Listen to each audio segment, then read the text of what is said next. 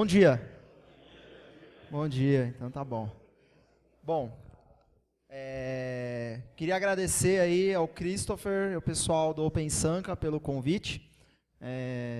São Carlos fez parte da minha vida durante alguns anos aí, durante o ICMC. Eu tô com a camiseta, tá? Então, quem aqui é da Universidade Federal?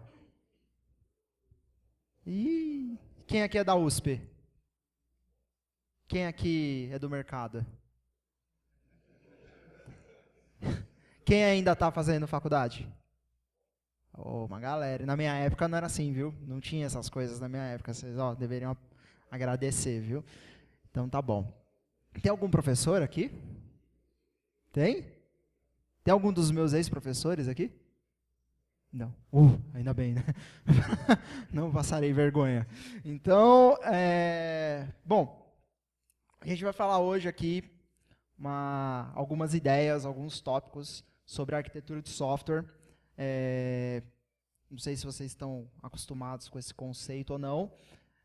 Eu trabalho com desenvolvimento para mobile, para Android, mas muito do que eu vou falar aqui vai só usar os exemplos de Android para exemplificação, e na prática são conceitos que valem para qualquer espécie de aplicação que você vai desenvolver. Você pode estar desenvolvendo um microserviço, pode estar desenvolvendo uma aplicação estritamente front para web, enfim.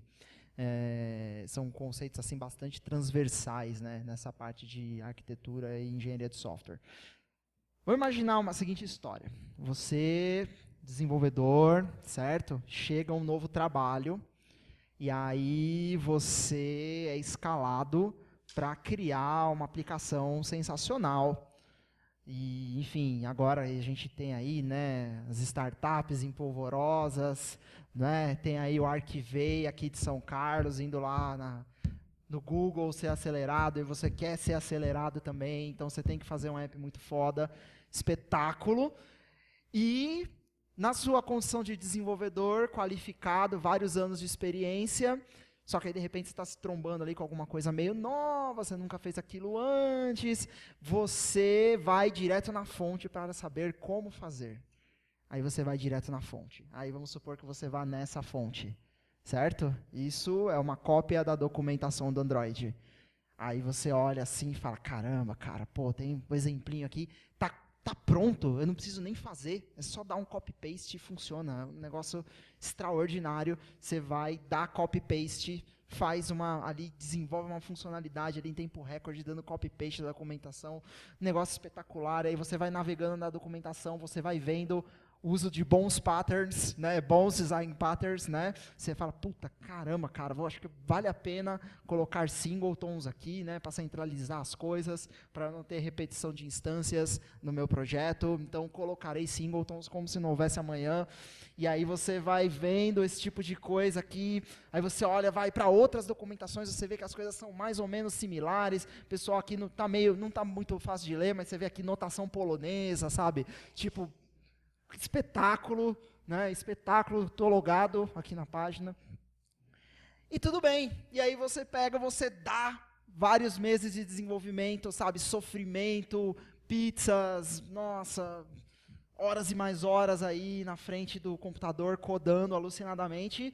Alguns meses depois o mundo não será o mesmo, porque você finalmente saiu do zero, from zero to hero, certo? Do zero para o herói, e você vai finalmente poder lançar o seu produto, você vai entregar o seu projeto para o cliente. A sensação vai ser mais ou menos essa, certo? Você orgulhoso de um lado e o seu app, um espetáculo, certo?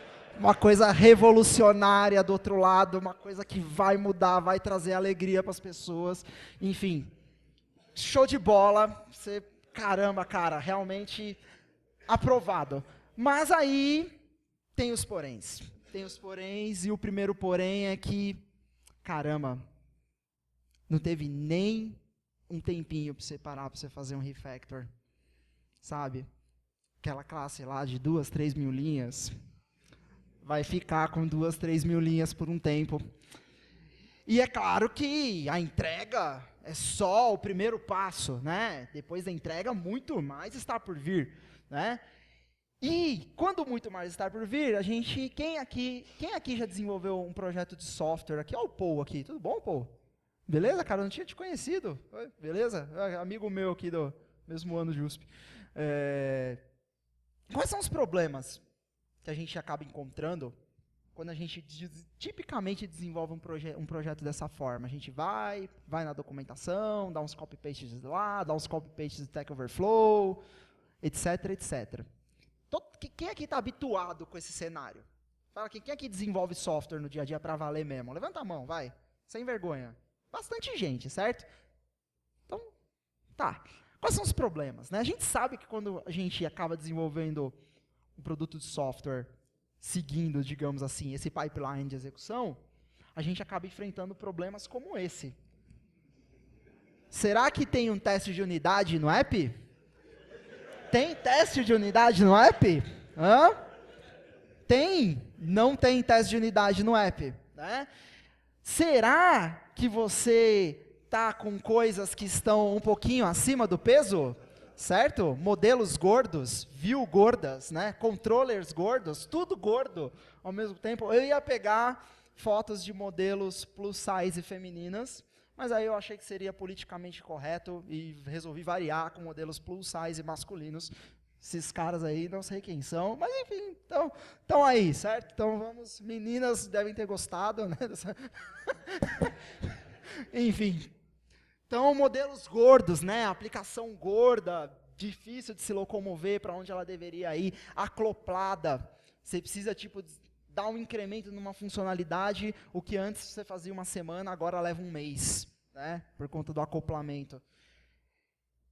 E, acima de tudo, você acaba construindo, de maneira ingênua, um software que ele é enviesado pelos dados. O que seria um software enviesado pelos dados? Vamos imaginar que quando você está começando a construir o seu software, você identifica que, eu vou ter aqui esse JSON, certo? Esse meu JSON é uma coleção de alguns atributos. E aí eu vou modelar esses atributos na minha classe usuário. Espetáculo de modelagem, certo? Coloquei aqui, ou seja, a minha classe usuário, ela representa exatamente o que o JSON está retornando pela minha REST API. Nada mais, nada menos, sucinto, do jeito que deveria ser. E aí, esse meu usuário, normalmente, ele acaba sendo o meu modelo do padrão MVC. Não é assim? É assim. Aí esse usuário acaba caindo no modelo. E aí outras coisas também acabam se juntando a essas estruturas de dados no nível do modelo. Então, no nível do modelo, a gente acaba tendo coisas como aqui, não sei se está muito legível, a gente acaba tendo coisas como aqui, como um REST Manager, como algum acesso ao banco de dados, como um DAO, que vai encapsular o driver do banco. E aí, esses acessos a dados, eles representam esse grande pacote, essa grande camada de modelo na minha arquitetura MVC. E aí, obviamente, do lado de lá, a gente vai ter os controllers de plataforma, vai ter as views, né? Você pode estar, de repente, fazendo uma aplicação baseada em Django, você vai ter a sua view do Django, você pode estar fazendo uma aplicação baseada em Rails, você vai ter a sua view do Rails, e por aí vai. E tudo bem, e aí você olha assim, você começou a desenhar a sua aplicação, você tinha lá o que a sua API REST estava retornando, suponha, ou então alguma coisa que você já tem lá modelada no seu banco, de um banco que você já pegou pronto, você vai ter que desenvolver sua aplicação em cima dele, ou adaptar para ele. E aí você vai modelando a sua aplicação a partir dos dados. E aí, no mundo ideal, parece que isso aqui vai funcionar sempre, porque aí você tem aqui alguns acessos a dados, isso aqui faz parte do modelo, eles vão ser entregues em um determinado controller, espetáculo, numa visão romântica, essas caixinhas elas vão se replicando, opa, melhorou. No mundo ideal, isso aqui vai ficando, assim, parece até uns circuitinhos, né, uns chips, né, tipo você vai, aqueles chipzinhos de eletrônica, assim, sabe? Isso é a visão romântica, tá? Porque a gente sabe que, normalmente, o que acaba acontecendo é isso. Mais ou menos. Essa é a visão real da aplicação, certo? Você começa dos JSONs, você olha para um endpoint e faz daquele jeito, você tem que consumir 150 endpoints, e aí acaba ficando mais ou menos disso, e aí você precisa juntar dados daqui, dali para montar uma visão, e obviamente essas setas elas começam a se cruzar, você tem um singleton lá, né, onipotente, todo mundo olha para ele, e aí esse singleton ele é acessado do controller, ele também é acessado da view, ele é acessado do model, ele é acessado de todos os lugares. Bacana. E no final das contas, você sabe o que aconteceu. O que aconteceu foi isso. Não importa que você dividiu o seu projeto em 3 camadas, você tem código macarrônico. E você pode falar, não, mas as minhas classes respeitam o Solid, sabe? As minhas classes, elas só têm, a maioria delas só tem uma única responsabilidade, sabe? E tudo mais. Tudo bem, então você pode estar aqui com um macarrão aqui, um porquinho gourmetizado, ou você pode estar aqui com um macarrão mais roots, mas o que importa é que continuará sendo macarrão. Continuará sendo código macarrônico. E aí, de repente, vem o problema. Vem um problema. Suponha que você trabalhe num app de e-commerce. Suponha que a sua ferramenta de monitoramento de erros do seu aplicativo, seu New Relic, sei lá, te dê um erro e você não tenha mais puta ideia de por que aquele erro aconteceu. Pode acontecer? Acontece com frequência? Acontece com frequência, você não tem a mais puta ideia. O stack trace, tudo que está relacionado de informação àquele erro não diz absolutamente nada para você. A única coisa que você consegue olhar para esse erro e dizer para ele é falar, tipo, what the fuck, sabe? Tipo, eu não entendi por que isso é assim. E aí você tem mixed feelings em relação a esse erro. Vamos imaginar, você, tipo, confusão absoluta, achar que realmente corrigiu ele, uma raiva que você não consegue se livrar dela, sabe? Enfim, problemas. Quando você faz um projeto orientado para dados, o seu projeto ele acaba escalando de forma desorganizada no nível da base de código, você tromba com um erro, a primeira pergunta é, como que eu reproduzo esse erro? Se eventualmente eu conseguir reproduzir, como que eu corrijo esse erro? Se eventualmente eu conseguir corrigir, como que eu garanto que ele não acontece de novo? E principalmente, como que eu sei que a correção desse erro não gerou um side effect que levou a outros erros? Essas não são boas perguntas?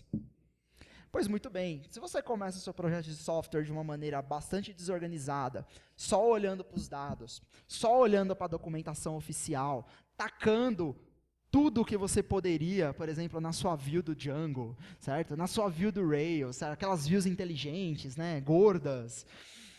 O que normalmente vai acontecer é isso aqui. Isso aqui serão seus sonhos daqui a alguns meses após o lançamento do seu produto, após o lançamento do seu projeto. Daqui a pouco uma equipe de sustentação será alocada para esse projeto, o que significa o fracasso absoluto do seu produto de software. Certo? Qual é o fracasso absoluto de um produto de software? Ele demandar uma equipe de sustentação. Certo? Acabou, esse produto fracassou. Muito bem. Quais são os males da gente fazer uma arquitetura extremamente acoplada? Da gente não ter as coisas muito bem separadas? Um dos primeiros males é que a nossa aplicação ela não se torna portável. Vamos imaginar que a gente está usando, você está escrevendo uma aplicação em Python, e aí você está escrevendo, você escolheu por algum motivo utilizar Flask. Alguém aqui está acostumado com Flask? Tem aqui umas 2 pessoas. Vamos imaginar que você escolheu usar Flask. Vamos imaginar que agora, por algum motivo, você precisa de alguns módulos e você percebe que, cara, isso seria muito mais fácil, de repente, por causa de algum bug, alguma coisa, se eu utilizasse esse módulo não do Flask, mas do Django. Caramba, será que eu consigo portar a minha aplicação do Flask para o Django? Será que a minha aplicação é portável? Outro dia eu estava lá no Luiza Labs, e aí um pessoal do Big Data me chamou. Aí ele falou assim, Bira, você pode dar uma olhada nisso aqui no que a gente está fazendo? E aí ele estava fazendo uma aplicação em Flask, para fazer precificação dinâmica de produtos. E aí ele estava colocando consulta ao banco de dados diretamente na view. Certo? Aí eu olhei para ele e falei, cara, então, você tem um problema. Né? Porque imagina que seja esse cenário, imagina que você quer um dia virar essa sua aplicação e não entregar ela, por algum motivo você quer migrar ela para Django. E você não quer refazer a aplicação, você só quer ter menos dor na migração, não é refazer tudo. Porque quando você refaz tudo, você não tem dor nenhuma. né? Só que compensação, o trabalho é potencialmente 100%. Você quer ter menos dor na migração. Quando você tem uma aplicação extremamente mal desenhada, extremamente acoplada, você vincula a sua aplicação a frameworks e ferramentas. Então vamos imaginar, por exemplo, que você utilizou um banco de dados comercial. Vamos imaginar, por exemplo, que a sua aplicação use Oracle. E aí recomendarão para você que o bom mesmo é você colocar determinadas coisas para processar dentro da história de procedure, certo? Porque é mais rápido, né? O banco é otimizado para processar esse tipo de coisa, né? Se precisar gerar alguma coisa do HTML lá também, não tem problema, certo? Não tem problema, vai ser mais rápido, vai ser mais otimizado, vai ser um espetáculo. Então você vincula a sua aplicação a frameworks e ferramentas. A sua aplicação não é portável, a sua aplicação está algemada a um framework ou uma ferramenta ou até um conjunto deles, né? Você fica difícil testar suas regras de negócio, você não consegue testes, seja no nível de unidade para verificação de API, seja no nível de funcionalidade para testar integrações, para testar as regras de negócio, testar os comportamentos esperados, validar aquilo que a sua aplicação deveria estar fazendo e, na verdade, quem valida é o usuário. Você, como desenvolvedor, imagina que a sua aplicação funciona, mas isso é um conhecimento tácito, fica dentro da sua cabeça e se eventualmente você sair do projeto, esse conhecimento se perde, né? Apodrece o código a médio prazo. Isso é fato. Então, o código, sabe, tipo código podre a médio prazo, eu queria que, assim, de repente, se ele está lá parado, ele até não tem cheiro, mas tenta mexer. Tenta mexer nele, aí você vai entender que não está muito bom. Como que a gente pode utilizar a nossa experiência de projetos que a gente desenvolveu aí ao longo da nossa carreira de alguns anos de desenvolvimento, para a gente realmente começar a procurar mecanismos de ou começar ou então ir migrando um projeto existente para que ele seja sustentável? Essa é uma boa pergunta, né? E a resposta para isso tem a ver com isso aqui. Você precisa construir seu código para que ele escale.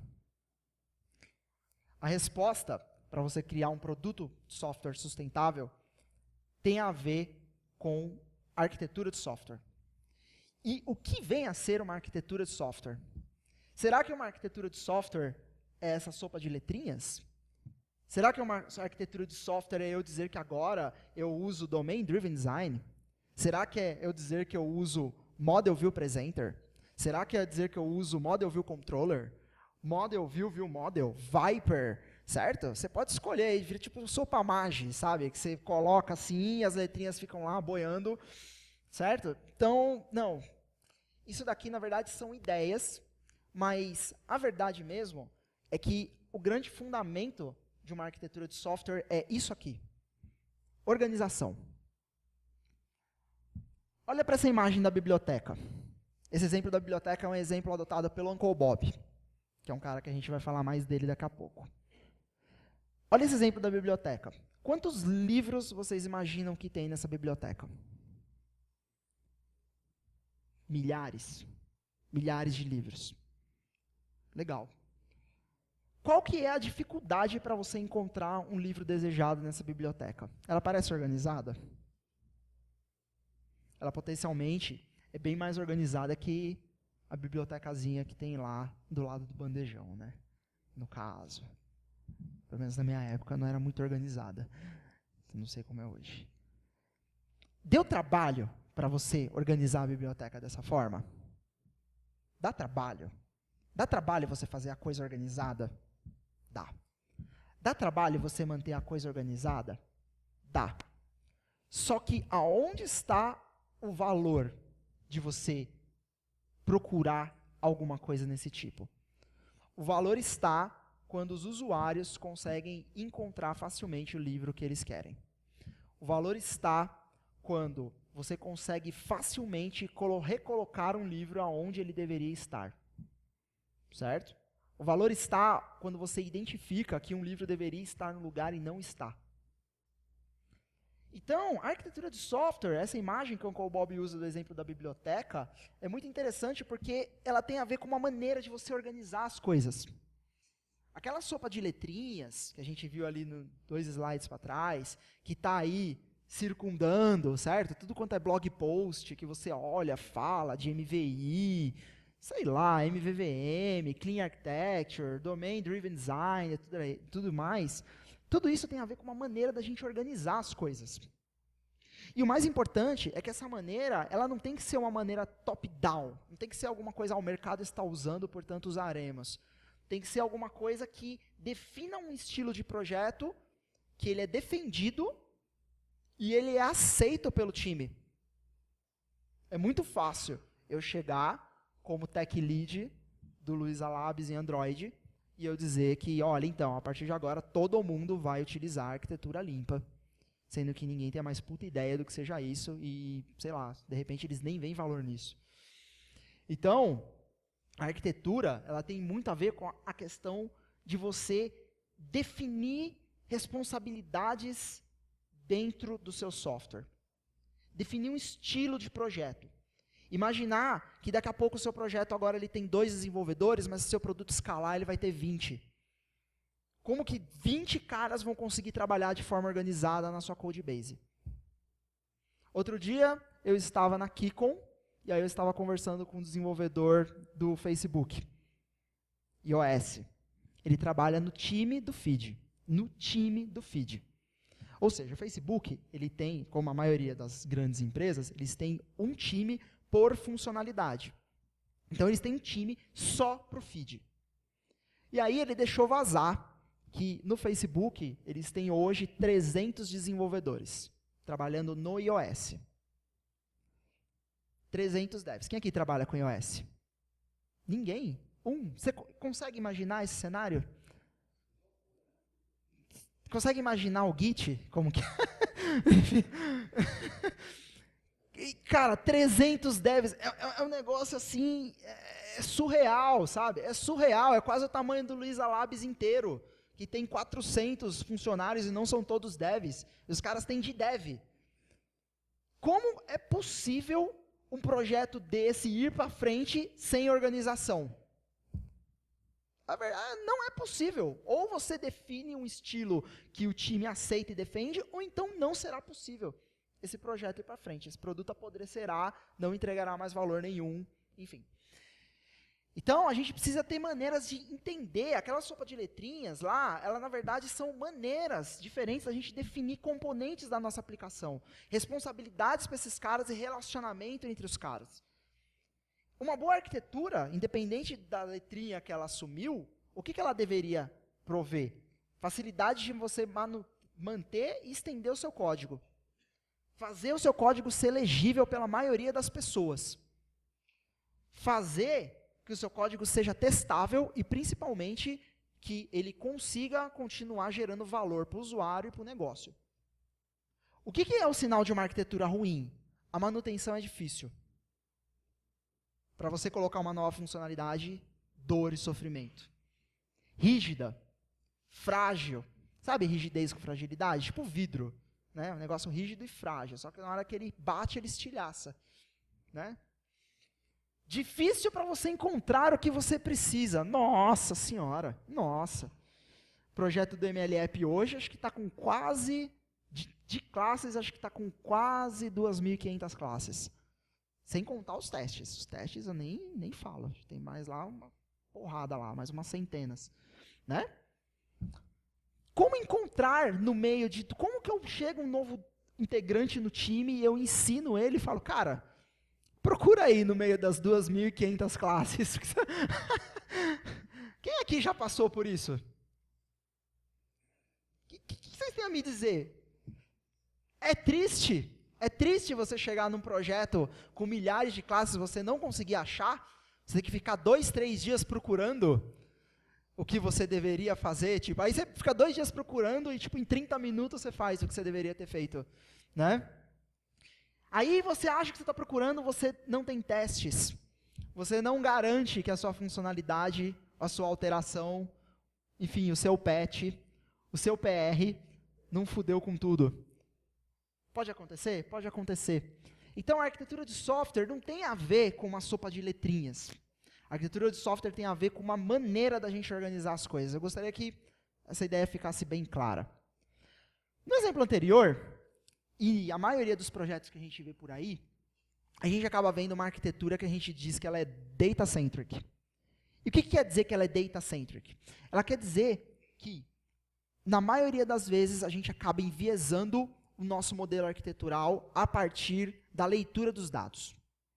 Lembra daquele exemplinho lá que você olhou lá para o retorno de uma REST API e saiu modelando a partir dele? Muito bem. É mais ou menos assim que funciona. Você tem os provedores de dados, você tem aquilo que você entende que seria a lógica de negócio, que seria os dados com quem opera em cima desses dados. Legal. E aí você tem, eventualmente, a sua user interface. Se você estiver fazendo microserviço, você tem o output do seu microserviço, você tem a exposição do que o seu microserviço faz através de algum protocolo, sei lá, REST, GraphQL, não sei. Não importa, mas o que importa é, o seu modelo ele está enviesado pelos dados. A arquitetura limpa, ela vai propor uma inversão de valores. Ela vai propor que a maneira como você organiza as coisas seja centrada naquilo que a gente chama de domínio. No modelo centrado aos dados, o acesso aos dados está no centro. Ele foi por onde a gente começou a coisa. Ele era a parte mais importante. No modelo centrado em domínio, cujo representante da arquitetura limpa a gente vai comentar aqui hoje, esses caras que antes eram a bolinha do meio, agora eles estão na periferia da minha arquitetura. Eles não são aquilo que mais importa. Aquilo que mais importa não é o que o JSON está me falando que é um usuário. Aquilo que mais importa é o que eu entendo a partir de um usuário. É completamente diferente. Eventualmente, a representação que existe no mundo externo desse usuário não bate em nada com a minha representação de usuário. Certo? A gente vai ver algum exemplo disso mais para frente também. Tem um vídeo muito famoso, a primeira vez que eu assisti esse vídeo foi em 2012, né? Do Uncle Bob, que eu recomendo hoje, quando vocês chegarem em casa, ao invés de entrar no Facebook, ao invés de entrar no Netflix, vocês entrarão no Vimeo, procurarão por esse link, depois tem o link dos slides também, tá? E vocês assistirão essa palestra de 1 hora do Uncle Bob. É a primeira palestra que eu assisti que ele fala em relação a essa questão de arquitetura e arquitetura limpa. E aí, nessa palestra, ele defende alguns fundamentos do que ele entende que é um modelo de arquitetura centrado em domínio, que ele dá o nome de arquitetura limpa. Quais seriam as motivações? A principal motivação de você estruturar, lembrando do exemplo da biblioteca, é você ganhar retornos de investimento no médio e longo prazo. Se você está procurando retorno de investimento no curto prazo, se você tem a sua startup e você precisa entregar valor para amanhã, porque, enfim, alguém disse que existe aí um time to market, alguma coisa que é muito urgente, que se você não entregar a concorrência vai te esmagar, e por aí vai, possivelmente você não vai ter a oportunidade, com recursos limitados, você não vai ter a oportunidade de organizar as coisas de maneira sustentável. O retorno de investimento, ele é a curto prazo, mas em compensação, ele escala no curto prazo e diminui no médio e longo prazo. Sabe? Imagina uma curva senoidal, mais ou menos, não é senoidal.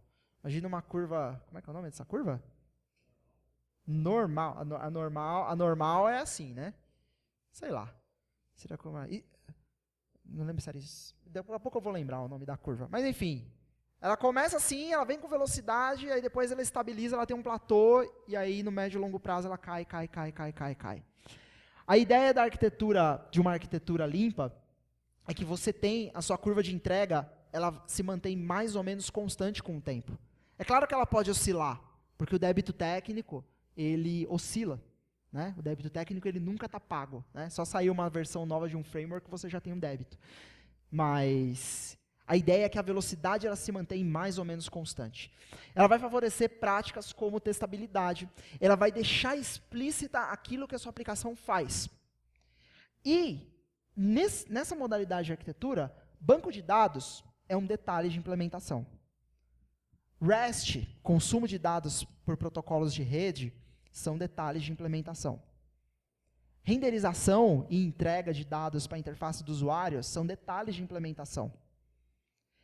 O que é essencial são os conceitos que a sua aplicação tem.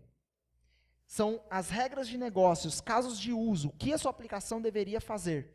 E quais são os contratos que as camadas da sua apresentação mantêm. Ora com o mecanismo de entrega na apresentação, ora com as fontes de dados. Para vocês terem uma ideia melhor, como que funciona? Funciona mais ou menos assim. A gente tem aquilo que é a nossa regra de negócio. Por exemplo, o que é uma regra de negócio do aplicativo do Magazine Luiza? Adicionar um produto ao carrinho é uma regra de negócio.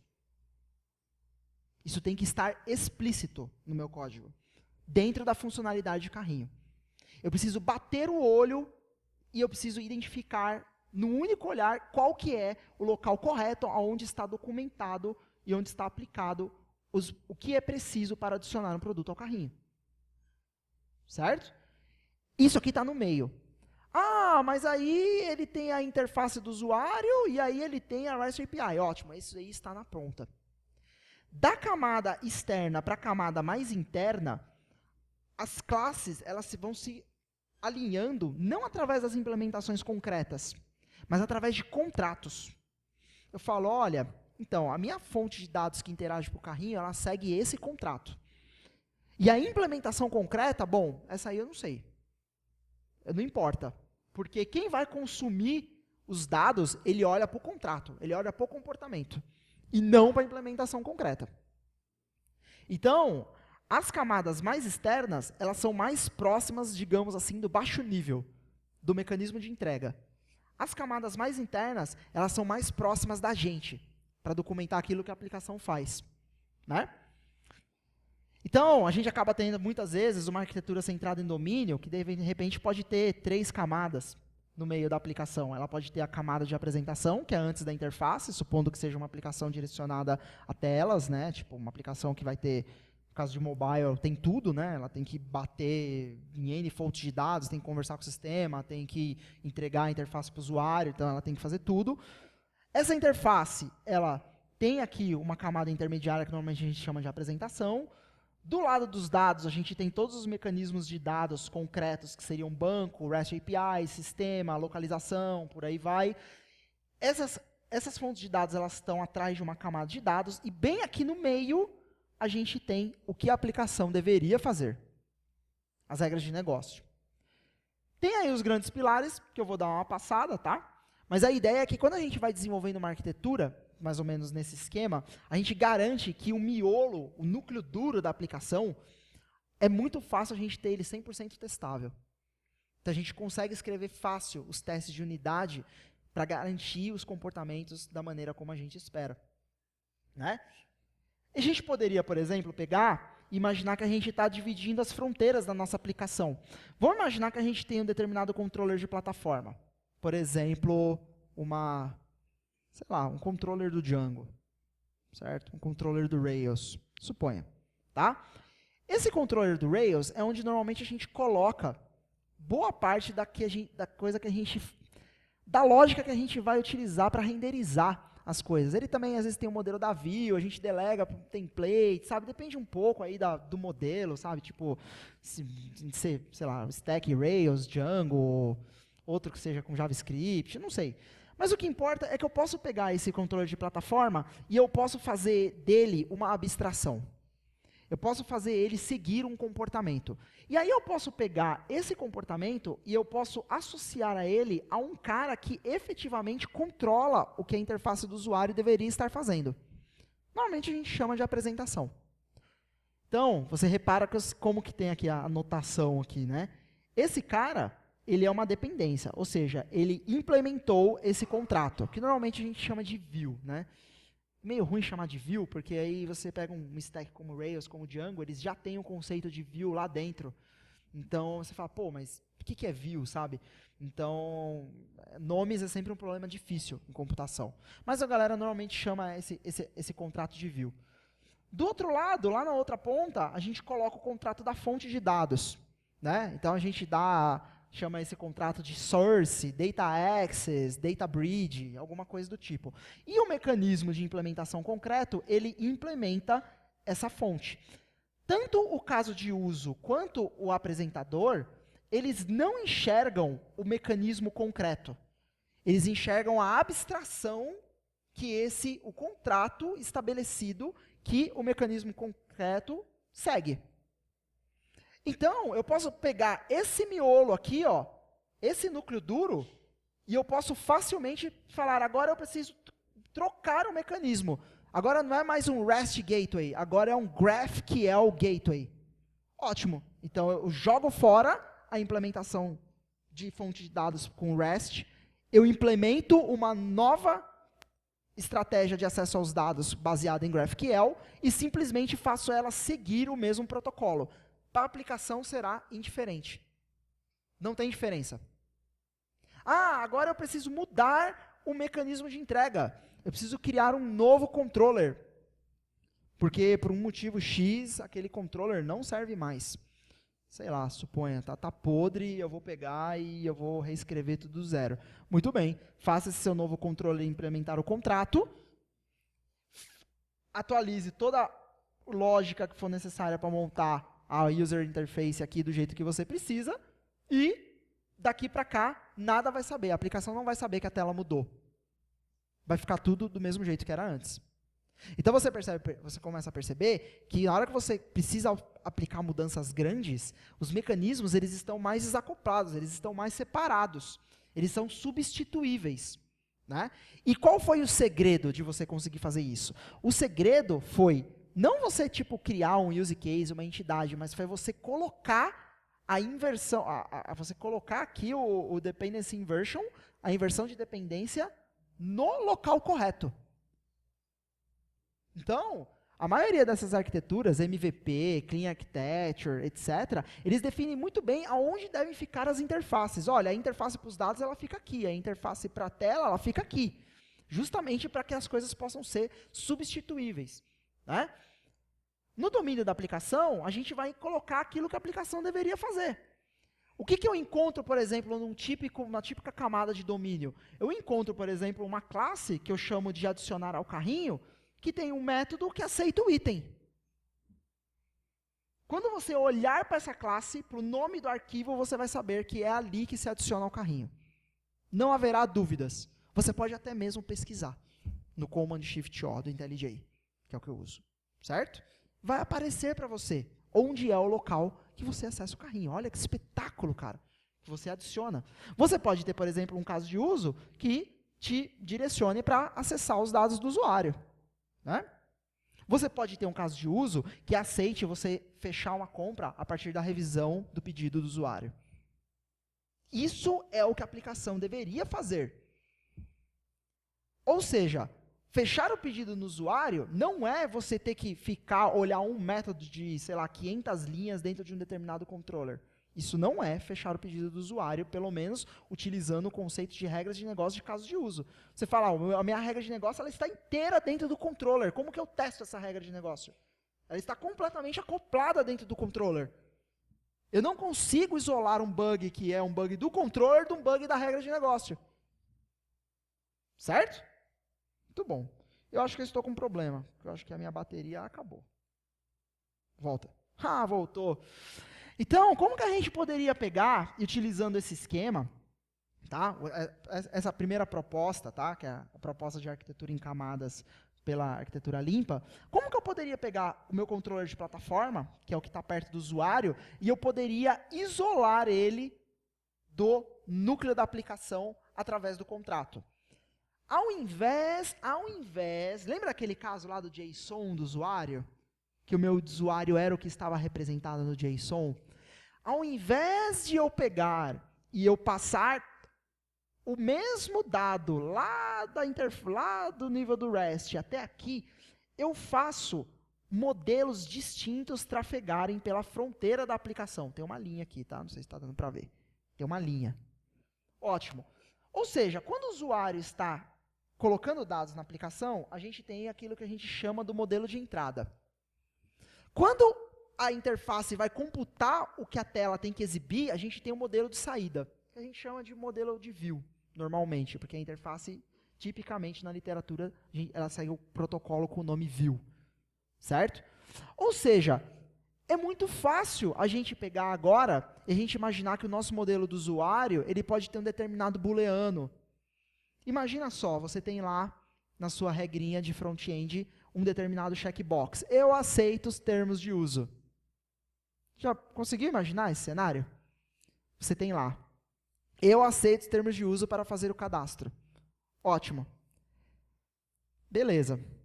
Esse termos de uso, suponha que você precisa identificar a seguinte regra. O usuário tem que ter aceitado os termos de uso para que ele faça o cadastro. Isso é uma regra de negócio? Isso é o que a aplicação deveria fazer? É. Opção número 1. Vou pegar e vou deixar a regra olhar o booleano do checkbox, ver se ele é true, direto do checkbox. E aí, se ele for true, eu chamo um método, se não, não. Ou sei lá. Essa é a opção número 1. A opção número 2. No modelo de entrada para a aplicação, eu coloco o booleano lá dentro. Eu coloco, cara, os dados do usuário são esse e ele tem o booleano. Aceitou ou não aceitou? E o booleano, o controller, ele lê da view e ele coloca no modelo de entrada e empurra para dentro do domínio da aplicação. Ótimo. No modelo da aplicação, o caso de uso de cadastrar o usuário pega o modelo de entrada e fala, opa, olha aqui para o aceitou termos de uso. Está true. Se está true, então chama para a fonte de dados o cadastrar usuário com os dados que ele passou. Se não, não chama. Agora eu pego esse cara e eu escrevo um teste de unidade para esse cara. Para o cadastrar usuário com dados de entrada. E eu não escrevo um teste que está acoplado no framework da plataforma. Ou seja, o meu teste ficou portável, o meu caso de uso ficou portável, e o meu caso de uso independe da onde está vindo. Ele nem sabe que o booleano veio de um checkbox. Esse booleano não precisa ser um checkbox, esse booleano pode ser um outro tipo de widget qualquer. Sei lá, suponha que seja um switch. Ao invés de ser checkbox, é um switch. Sei lá o que é. O cara tem que bater no fundo da lista para ativar o botão, tem que ler eu entendi, tem que mostrar um log. Não importa. Não importa. Certo? Eu isolei a regra, o caso de uso, modelando modelos de entrada e modelos de saída da minha interface. O mesmo também pode valer na hora que a gente está fazendo entrada e saída, modelo de I/O. Tanto a implementação REST, quanto implementação de banco, quanto a implementação de sistema, elas podem estar devidamente isoladas do domínio da aplicação através de modelagens para os seus dados. Ou seja, no app do Magazine Luiza, hoje, nenhum JSON, nenhum é um exagero, tá? Porque eu ainda não consegui refatorar 100% do app. Mas a imensa maioria dos JSONs que importa, eles não definem os dados que realmente são os dados da aplicação. Imagina só, o nosso endpoint de carrinho, ele é uma zona. É uma zona. Ele é um mesh de N tipos de serviços diferentes que a plataforma expõe para a gente ter tudo num endpoint só. Você acha mesmo que eu vou pegar o JSON gigantesco que é exposto pelo carrinho e eu vou modelar o meu carrinho através daquela zona? Não tem como.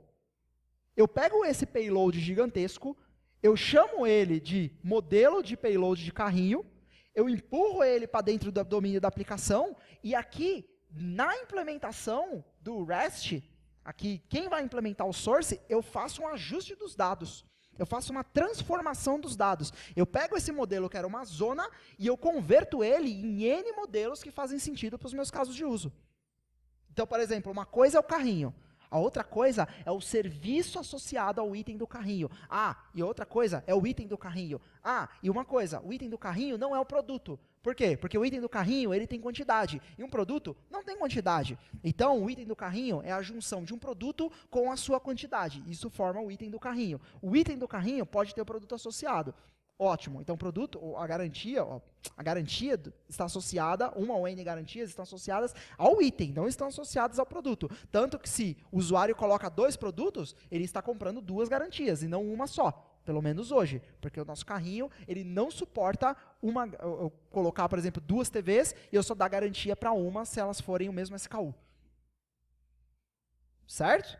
Então, isso não tem essa informação no payload. O payload vem tudo uma maçaroca lá, que a plataforma bateu em N pontos e juntou tudo e falou, cara, toma aí. Entendeu? E a plataforma, ela não tem que pegar e ficar endireitando os dados para mim, porque ela nem sabe. É a responsabilidade da minha aplicação endireitar os dados da maneira que elas façam sentido para mim. Certo? Até porque o contrato do payload pode mudar. Suponha. Mas o que a minha aplicação deve fazer não deve ser dependente da mudança do endpoint. A menos, claro, que aconteça uma nova regra de negócio absolutamente nova no endpoint e agora eu preciso mudar tudo. Mas enfim, mas aí é outro problema. Muito bem. Dessa maneira, a gente consegue entender que a gente vai ganhando uma representação separada de dados de acordo com a camada na qual a gente está trabalhando. Uma coisa é a data está vindo formatada em ISO 8601 pelo mecanismo de entrada de dados. Você tem uma data formatada em ISO 8601 lá, vindo do payload. A outra coisa é eu ter uma formatação dessa data no nível da interface. Quem for consumir esse view model não sabe que um dia essa data foi um ISO 8601. Ele não sabe. Ele não sabe, ele simplesmente vê uma string. Ah, e quem converteu de string dessa string para essa? Uma representação intermediária, uma classe que faz parte do framework, do Java, né, que é o local datetime. Então, fica muito fácil eu garantir um teste de unidade que me diga que quando eu for formatar, por exemplo, um determinado view model, eu devo formatar no estilo dia a dia, mês, ano, ano. Ah, mas quando agora eu for vender nos Estados Unidos, a formatação não pode mais ser essa. A formatação tem que ser outra. Ótimo. Daqui para cá, a gente tem normalmente um tradutor. Tá? Eu não vou entrar nesse detalhe agora. A gente tem um mapeador de dados. Aí o que eu faço? Eu faço o meu mapeador de dados mudar. O caso de uso, ele fala assim, olha, onde eu estou? Eu estou no Brasil, portanto, use o formatador Brasil para data. Ah, onde eu estou? Nos Estados Unidos, portanto, use o formatador Estados Unidos para data. Quando eu estou no Brasil, escrevo o teste de unidade. Quando eu estou no Brasil, devo formatar a data para Brasil. Quando eu estou nos Estados Unidos, devo formatar a data para os Estados Unidos. Quem consome o dado enxerga isso? Não enxerga. Ele vê uma estrutura de dados limpa. Ele só sabe pegar o dado e colocar na tela. Pega o dado e coloca na tela. Pega o dado e coloca na tela. Ele não sabe nem calcular o booleano. No nosso app hoje, a gente não tem decisão no nível da interface. A interface é completamente burra. Pelo menos nos fluxos que a gente implementa certo. A gente chega, não tem booleano, a interface ela não fala if ativado, então, não tem formatação de data em lista, não tem nada. Chega tudo pronto, tudo computado e fala, cara, é só você pegar e colocar os dados dentro do template e vai funcionar. Certo? Porque a regra de negócio não está na renderização. A regra de negócio está antes da renderização. Certo? Então, eu estou separando aquilo que a minha aplicação deveria fazer. Quando a gente está fazendo essa estratégia de conexão em camadas, tipicamente, a gente pode ter várias estratégias para fazer essas camadas conversarem entre si. A mais típica de todas, para quem trabalha com aplicação web, é você fazer o método síncrono. Ou seja, você não tem a sincronia associada à sua aplicação. Só que, conforme as coisas vão acontecendo, a gente pode ter outras estratégias que eu não vou entrar no mérito delas aqui. Então, você pode estar desenvolvendo, de repente, uma aplicação que vai ser entregue por Node. Então, você põe aqui seu back-end é Node e o seu front-end é, sei lá, React. E aí você pode colocar, por exemplo, os típicos callbacks conectando as coisas.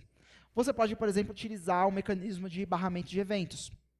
Hoje tem muito toolkit para você desenvolver microservice que utiliza para você juntar serviços clusterizados, eles conversam através de barramento de eventos. Né? Você pode utilizar o que está na moda hoje, Reactive Programming. Ao invés das suas camadas, elas têm comportamentos assíncronos, só que o estilo da API é um estilo síncrono. Você vê as coisas no estilo síncrono. Eu estourei meu tempo? Não. Estou terminando, tá? Muito bem. E aí, a partir do momento que a gente organiza a aplicação dessa forma, fica muito fácil a gente escrever testes. Por quê? Porque as coisas que eu quero testar, elas podem ser isoladas. Eu posso simplesmente pegar aqui o meu contrato de fonte de dados e eu posso mocar esse cara para poder testar os meus casos de uso. Eu posso pegar aqui a minha apresentação, que junto com os casos de uso que eu também posso mocar, eu posso fazer dublês para ele, e eu simplesmente moco a minha view. Independente dela ser uma view do Django, independente dela ser uma view do Flask, não importa. Tá? É claro que a gente percebe que a maioria dos testes da nossa aplicação, eles devem morar aqui no meio, no centro da aplicação. Os testes das pontas, eles são testes de integração. Seja na integração com os adaptadores do mundo externo, onde você vai testar efetivamente a integração com o driver do banco, onde você vai testar uma integração, por exemplo, com REST, uma integração com GraphQL, uma integração com o sistema, não sei. Seja no nível da entrega, onde você vai tipicamente ter que usar alguns testes funcionais de interface.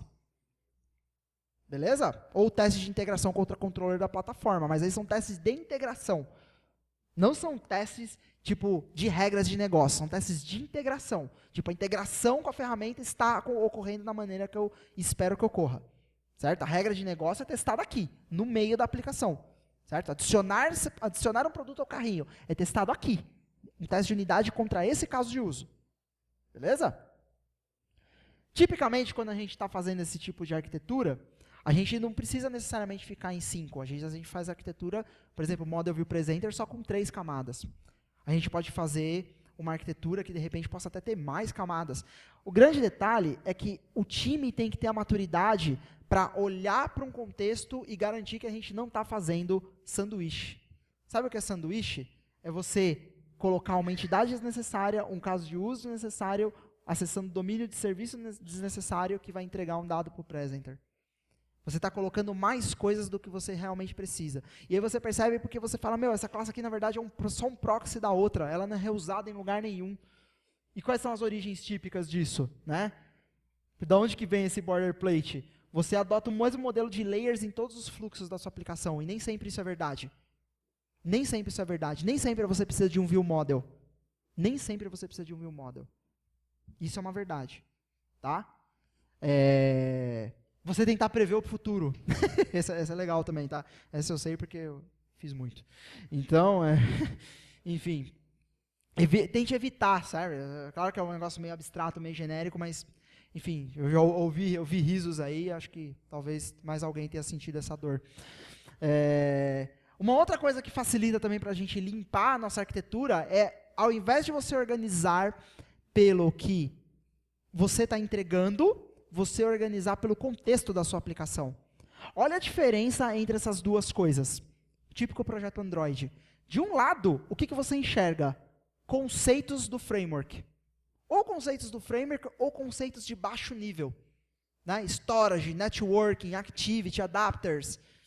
Coisas do framework de baixo nível. Né? O que menos importa. Olha aqui, o que eu enxergo aqui? O que a minha aplicação faz?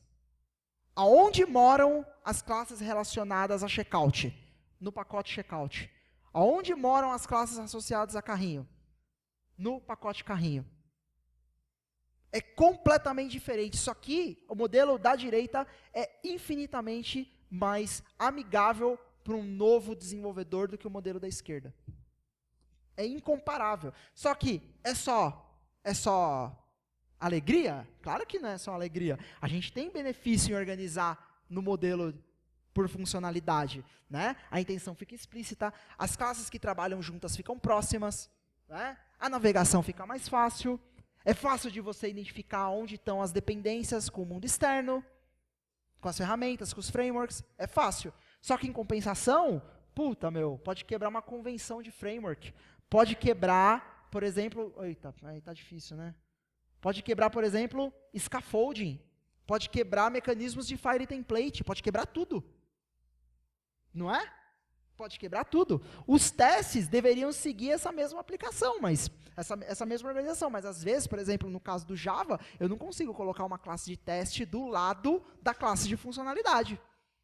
Então eu tenho que colocar ela lá, dependendo do meu build system, lá no diretório teste. Aí eu tenho que mirrorar a minha estrutura de pacotes para seguir isso.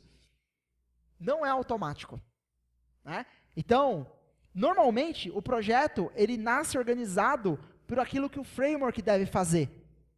Por aquilo que o framework diz. E não pelas funcionalidades. E a migração fica difícil. É difícil, você gasta um dia inteiro, 2, reorganizando as camadas, tipo, para tentar deixar as coisas fazendo sentido, sabe? Lá no Magazine Luiza a gente tem um pacote Legacy. Que o objetivo dele é ele morrer um dia. Então, tudo que a gente vai refatorando para código limpo, a gente vai colocando no devido lugar, e o legado ele vai ficando cada vez menor. Ainda está grande, mas já foi imenso. Entendeu? Ainda está bem maior do que eu gostaria, mas aos poucos ele vai morrendo. Concluindo, né? Quais são as dificuldades típicas? Quando você começa tipo, a estruturar a sua aplicação com uma arquitetura um pouco mais organizada, é exatamente como se você estivesse organizando uma biblioteca para ela ser muito grande, com muitos livros. No começo é muito trabalho. Você se sente flertando com over-engineering. Eu estou fazendo mais do que eu preciso para conseguir o resultado. Por quê? Porque você tem a pressa do resultado a curto prazo. Você quer o ROI a curto prazo. É assim, não só você, o seu chefe, o seu cliente, o seu usuário. É assim que funciona. Tá? As decisões de quantas e quais camadas você adota, a decisão de qual das letrinhas da sopa você segue, é uma decisão que ela depende de contexto, de time, de projeto e de negócio. Não é uma decisão isolada de uma única pessoa. Isso é uma dificuldade. Projetos em andamento não nascem normalmente nesse tipo de estrutura. E, se eles não nascem, eles precisam ir sendo migrados gradualmente. Isso é fonte de dor. Por quê? Porque você identificar as fronteiras da aplicação, normalmente é fácil. Mas você identificar o que a sua aplicação deveria fazer e quais os dados que são operados no domínio é mais difícil. Por quê? Porque você tem um acoplamento em relação a como que os dados estão chegando. Ela já está enviesada por dados. Né? Não tem ROI imediato, e muito menos balas de prata. Quais são algumas considerações finais? Quando a gente organiza a nossa arquitetura num esquema desse limpo, organizado em camadas, centrado em domínio, tudo isso tem a ver não com um modelo rotulado, olha, use essas camadas e seja feliz, mas com uma ideia de você organizar as coisas, né? E a gente precisa procurar fazer isso de maneira a deixar as intenções daquilo que a gente está fazendo claras para quem vai ser o usuário, o leitor do nosso código, nosso parceiro do lado, ou o cara que vai assumir o meu posto no meu trabalho amanhã, né? Você não sente vergonha do código que você fez 6 meses atrás? Então, pelo menos quando você sente vergonha de você mesmo, é menos ruim quando alguém sente vergonha de você. Não é? Não é verdade? Então, você já parou a pensar nisso? Que toda vez que você troca de emprego, alguém olha seu código e ele sente vergonha de você? Potencialmente? Eu penso nisso todos os dias. Certo? Você deveria começar a pensar também. Né? Comece pelo simples. Começar pelo simples. Identifique as fronteiras e comece a isolar as fronteiras da sua aplicação. Tipicamente, interface e acesso ao mundo externo. E aí, você vai fazendo inversão de controle e vai identificando quais são os casos de uso óbvios. E partindo depois para os não óbvios. Beleza? Esse aqui sou eu. Eu sou formado pelo ICMC. Está aqui, ó. Ciência da Computação, 2006. Eu sou Software Engineer no Luiza Labs. E etc. Tá? Essa apresentação está disponível aqui neste link. Se alguém quiser tirar foto desse QR Code, ele vai te mandar para o link. Beleza? Super prático. Hã? Então, a apresentação está nesse link. Não sei se nós temos temas para perguntas, mas era isso que eu tinha para falar por hoje. Espero que tenha ajudado. Volta o QR Code. Volta o QR Code. Não deu tempo. É só para tirar foto, viu, gente? Não é para escanear, não. Tá? Tira a foto e depois... Tá bom? Todo mundo pegou? Mais alguém? Quer tirar foto do QR Code? Hã? Isso. Depois eu mando os slides, tá? E mando no Speaker Deck. Acho que era isso. Eu tentei botar umas piadas no começo, porque eu já sabia que era chato no final, tá bom? Mas pelo menos o começo foi bom, né? Obrigado. Valeu.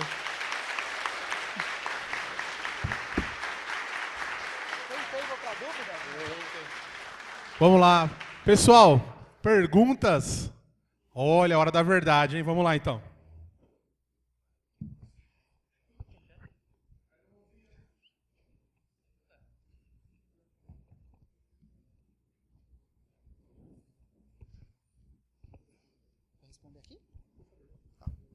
Bom dia. Oi. Meu nome é Agostinho, eu trabalho na Monitora, sou líder de um projeto que faz o controle de despesas lá do nosso principal cliente. E atualmente o nosso projeto se encaixa exatamente naquelas partes do começo que você colocou, mais desesperadoras.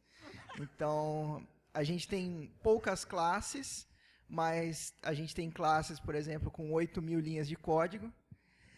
A gente usa Java 6 com Oracle ADF e depende quase que completamente do framework proprietário.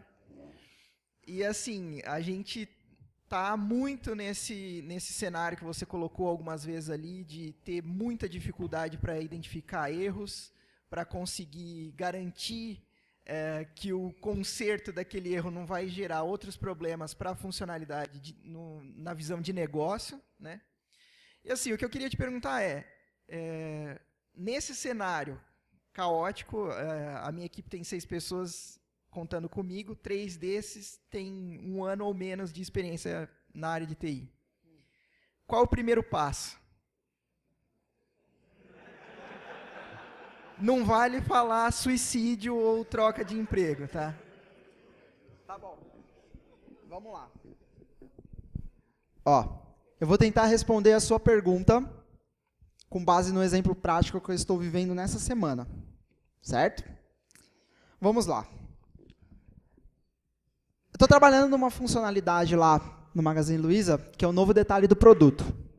Na verdade, a tela ela continua exatamente igual, só que as funcionalidades da tela, ela ganhou muitas funcionalidades novas em função do fato do negócio estar se transformando no marketplace. Então, agora nós temos que ser capazes de mostrar que um produto está disponível em mais de um seller. Tudo bem. Em janeiro, eu saí de férias. Foi legal as minhas férias. Eu fiquei 3 semanas de férias. E aí, eu saí de férias mais ou menos no dia 20 de janeiro, voltei mais ou menos no dia 10 de fevereiro. E aí, durante esses dias, a funcionalidade de detalhe de produto, ela começou, na verdade, a gente já tinha feito uma tentativa de começar ela, mas a gente teve que abortar ela, ficou largada lá num branch. E ela foi retomada. Beleza. A menina que trabalha comigo retomou, e durante muito tempo ela trabalhou em coisas dessa funcionalidade praticamente sozinha. Colocou várias decisões delas lá. Quando a gente faz um código hoje, a gente vai fazer alguma coisa lá no nosso app, dificilmente a gente tem alguma classe que realmente seja... Acaba acontecendo de você ter classes grandes, você ter classe tipo de 200 linhas, 300 linhas. Java é uma linguagem que tem muito boilerplate. Pode acontecer que tem classes que a gente tem muita cerimônia antes da gente estar fazendo coisa, mas isso às vezes muito por conta da linguagem, muito por conta de como o Android faz as coisas, do que efetivamente por a gente estar fazendo alguma coisa errado. Só que o que acabou acontecendo foi que, 2, 3 meses depois, uma determinada decisão que foi tomada lá em meados de fevereiro, acabou gerando uma classe que estava com quase 1000 linhas. E essa classe é um tradutor de dados. Ela basicamente faz o depara do que é o modelo digamos assim, do que é a entidade de dados do detalhe do produto para a visão que o usuário vai ter do detalhe do produto. Essa classe ficou muito complexa. E ela começou ainda a ficar mais complexa porque os usuários, nossos queridos amigos do Analytics, começaram a pedir coisas. E eles pediram coisas que não estavam modeladas.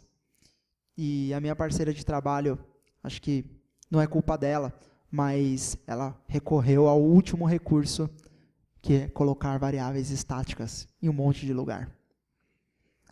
E quem testa com teste de unidade sabe o que acontece quando você coloca variáveis estáticas. Eis que, no começo dessa semana, foi colocada uma meta, e em 15 dias a gente tem que colocar um novo detalhe do produto no ar. Beleza. Então a gente sabe que a gente tem inconsistências que estão no depara do nível dos dados. A gente sabe que no rush da gente tentar alcançar, e eu não estou falando aqui porque eu vim aqui dar uma palestra de arquitetura limpa, eu faço código perfeito sempre, no rush a gente não tem nenhuma cobertura de teste nesse cara. E aí eu cheguei para ela e falei, agora a gente vai começar a quebrar esse cara. E aí eu comecei a olhar um monte de variáveis estáticas, da mesma maneira que você tem uma série de dependências em relação ao seu mecanismo da Oracle, que eu já esqueci o nome. Só que você consegue identificar como que é, o que a gente aprendeu na faculdade. Por onde que a gente começa resolvendo um grande problema? Decompondo ele em problemas menores. Decomponha ele em problemas menores. Então, você vai olhar uma classe de 20 mil linhas, você vai olhar uma classe de 8 mil linhas, tudo bem. Você vai identificar que você tem métodos gigantes, não vai? Só que você vai começar a identificar que você pode pegar alguns trechos de um método gigante de 500 linhas e você pode refatorar ele em métodos menores. Só utilizando o seu refactor da IDE. Ótimo. Comece por essa pequena oportunidade. Vamos aumentar a legibilidade do que está aqui e vamos deixar exatamente tudo do jeito que está, fazendo um refactor só com a IDE. Primeiro passo. Eu vou tentar fazer refactors com a IDE, vou gastar 1, 2, 3 dias, uma semana. Meu objetivo vai ser chegar nessa classe que tem 8 mil linhas, que tem códigos que são 800, 1000 linhas dentro de um método. E eu vou tentar fazer isso, olha, nosso target vai ser, só utilizando o refactor da IDE, ter no máximo 50 linhas de código por método. É possível isso? Só usando o refactor da IDE. Qual IDE você usa? Você usa IntelliJ? Tá que eu pariu, velho.